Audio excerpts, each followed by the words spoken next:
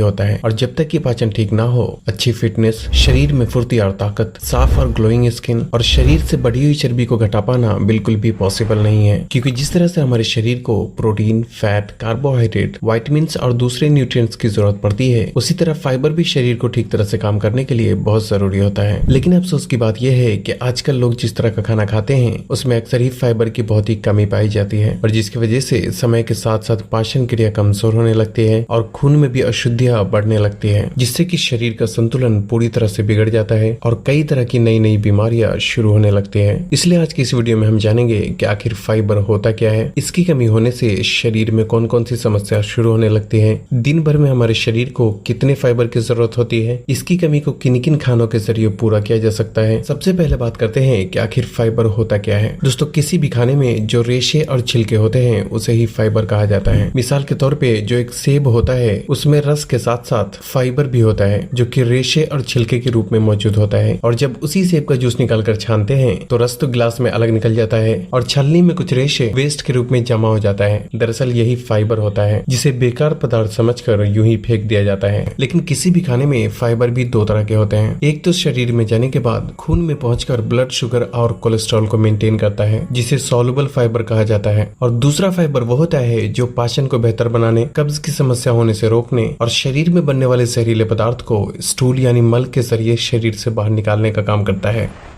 अब बात आती है कि हमारे शरीर को दिन भर में कितने फाइबर की जरूरत होती है। दोस्तों, औरतों के शरीर को दिन भर में 20 से 25 ग्राम फाइबर की जरूरत होती है, जबकि मर्दों के लिए दिन भर में 30 से 35 ग्राम फाइबर अपने खाने के जरिए पूरा करना बहुत जरूरी होता है।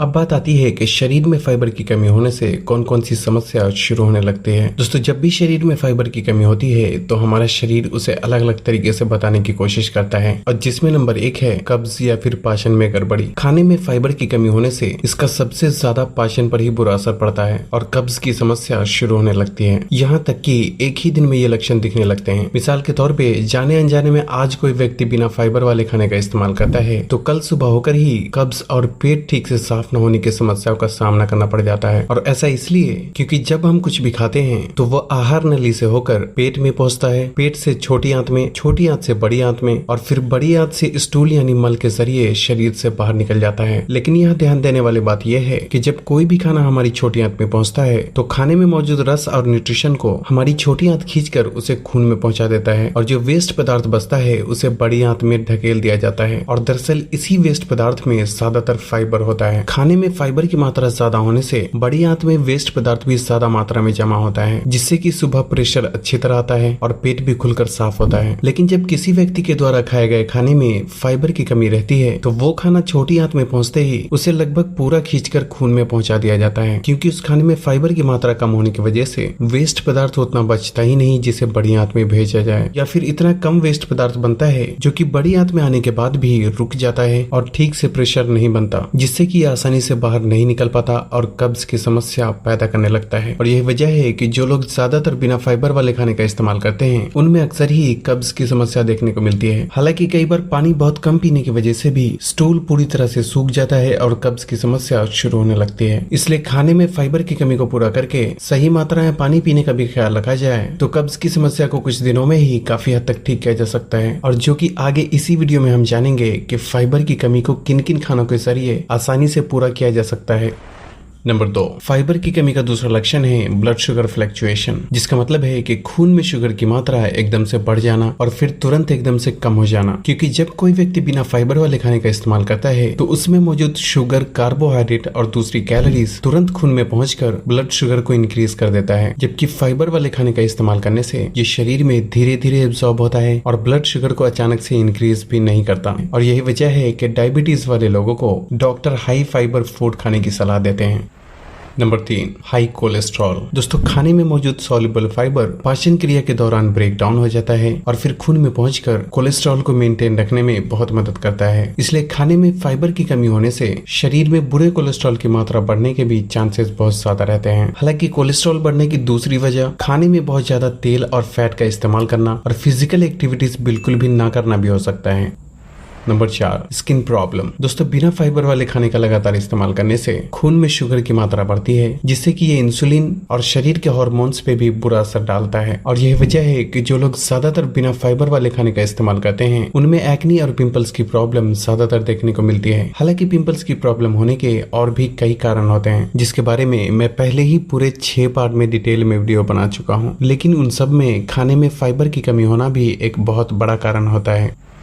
नंबर 5 है मोटापा। दोस्तों शरीर में चर्बी के बढ़ने की सबसे बड़ी वजह होती है खाने में ज्यादा शुगर, कार्बोहाइड्रेट और फैट का इस्तेमाल करना, क्योंकि ये चीजें जरूरत से ज्यादा होने पर हमारे शरीर में फैट के रूप में स्टोर हो जाता है। और जब ऐसे खाने में फाइबर की कमी होती है तो शरीर में चर्बी बढ़ने की प्रक्रिया भी और भी ज्यादा तेज हो जाती है। और ऐसा इसलिए क्योंकि बिना फाइबर वाला खाना शरीर में जाने के बाद उस खाने में मौजूद कैलोरीज पूरा का पूरा तुरंत एक ही बार में खून में पहुंच जाता है, और उसमें से कुछ कैलोरीज हमारे द्वारा सांस लेने, बात करने और कोई काम करने में इस्तेमाल होता है। और अगर कोई व्यक्ति ज्यादा मेहनत का काम नहीं करता तो जो भी कैलोरीज खून में बचता है तो वो फैट के रूप में शरीर के अलग अलग हिस्से में स्टोर होने लगता है, और जिससे कि व्यक्ति मोटापा का शिकार हो जाता है। जबकि फाइबर वाला खाना शरीर में जाने के बाद ये कैलोरीज को कंट्रोल करके रखता है और एक बार में उतना ही कैलोरीज हमारे खून में रिलीज करता है जितना कि हमारे शरीर को जरूरत होती है। और यही वजह है कि जब भी फिटनेस या फिर फैट लॉस की बात आती है तो उसमें हाई फाइबर फूड का ही ज्यादा से ज्यादा इस्तेमाल किया जाता है। हालांकि कई बार किसी बीमारी, जेनेटिक प्रॉब्लम या फिर मेटाबॉलिक डिसऑर्डर की वजह से भी कुछ लोग मोटापा के शिकार हो जाते हैं।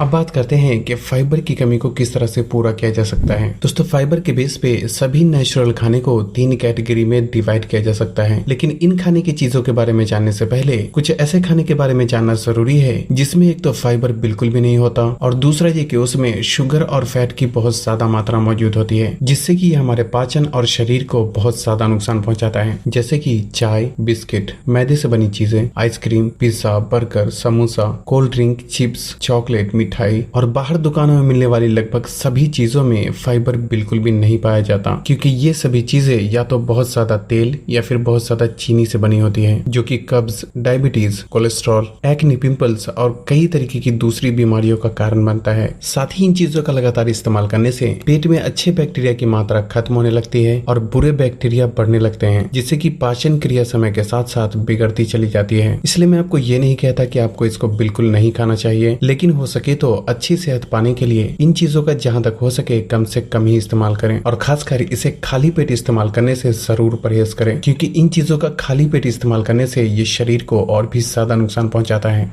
अब हम फाइबर के बेस पे कुछ नेचुरल फूड को 3 कैटेगरी में डिवाइड करते हैं, जिसमें पहली कैटेगरी में ऐसी खाने की चीजें आती हैं जिसमें फाइबर की अच्छी खासी मात्रा मौजूद होती है, जैसे कि राजमा, चना, ओट्स, ब्राउन राइस, खीरा, गाजर, चुकंदर, ब्रोकली, मटर, पालक, सभी तरह की दालें, सेब, केला, अमरूद, कीवी, नाशपाती और सभी तरह के फल और सब्जियों में फाइबर अच्छी मात्रा में मौजूद होता है। दूसरी कैटेगरी में ऐसी खाने की चीजें आती हैं जिसमें फाइबर तो होता है, लेकिन अक्सर ही उसे निकाल कर फेंक दिया जाता है, जिसकी वजह से उसमें फाइबर की मात्रा में कमी आ जाती है, जैसे कि बिना छिलके वाला आलू। और रोटी बनाने में आजकल जिस तरीके से मैदे की तरह महीन आटे का इस्तेमाल किया जाता है, उसमें भी फाइबर की ना के बराबर मात्रा होती है। और तीसरी कैटेगरी में ऐसी खाने की चीज आती है जिसमें फाइबर बिल्कुल नहीं होता, और इस कैटेगरी में सफेद चावल, गोश्त, मछली, अंडा और सभी तरह के नॉनवेज फूड आते हैं। अब यहाँ हमारे लिए ये समझना जरूरी है कि हमें इनमें से किसी भी खाने से परहेज करने की जरूरत बिल्कुल भी नहीं है, बल्कि इसके इस्तेमाल करने का सही तरीका जानने की जरूरत है। इसलिए अब हम बात करते हैं कि इन चीजों के खाने का सही तरीका क्या होना चाहिए। दोस्तों यहाँ हम देख सकते हैं कि पहली कैटेगरी में सभी फाइबर वाली खाने की चीजें हैं, जबकि दूसरी और तीसरी कैटेगरी में मौजूद खाने में या तो फाइबर बहुत कम मात्रा में मौजूद होता है या फिर बिल्कुल होता ही नहीं। और यही अक्सर लोग गलती करते हैं, क्योंकि खासकर जो लोग रोटी या फिर सफेद चावल के साथ मांस, मछली, अंडे या फिर ज्यादातर आलू की सब्जी का इस्तेमाल करते हैं, उनके शरीर में अक्सर ही फाइबर की कमी होने लगती है, क्योंकि सफेद चावल, गोश्त, मछली, अंडे या फिर किसी भी नॉनवेज में तो वैसे भी फाइबर बिल्कुल भी नहीं होता।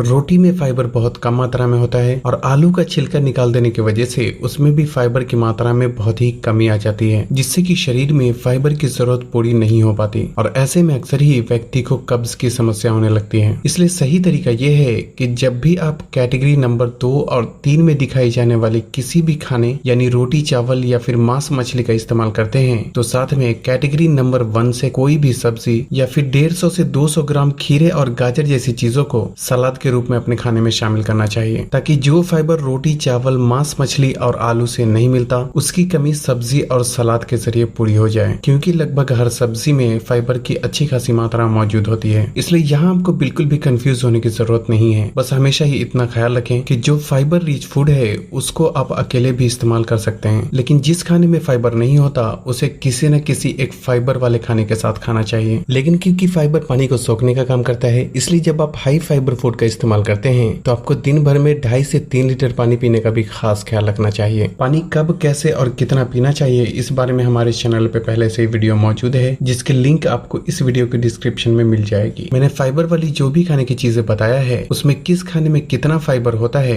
ये आप गूगल में सर्च करके भी देख सकते हैं, या अगर आप चाहेंगे तो मैं कोशिश करूंगा कि किस खाने में कितना फाइबर होता है इस बारे में भी एक अलग से ही वीडियो बना दूं। तो बस आज के लिए इतना ही। अगर वीडियो पसंद आई हो तो इसे लाइक और शेयर करके चैनल को सब्सक्राइब